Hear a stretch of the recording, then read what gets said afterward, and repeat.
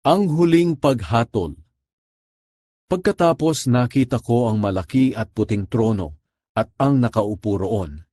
Ang langit at ang lupa ay biglang naglaho, at hindi na nakita.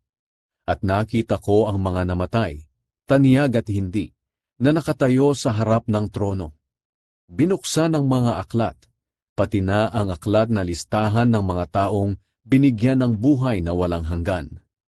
At ang bawat isa sa kanila ay hinatulan ayon sa ginawa nila na nakasulat sa mga aklat na iyon. Kahit sa dagat sila namatay o sa lupa, naglabasan sila mula sa lugar ng mga patay, at hinatulan ng lahat ayon sa mga ginawa nila. At ang sinumang hindi nakasulat ang pangalan sa aklat na listahan ng mga taong binigyan ng buhay na walang hanggan, ay itinapon sa lawang apoy. Pagkatapos itinapon din doon ang kamatayan at ang Hades. Ang parusang ito sa lawang apoy ay ang ikalawang kamatayan.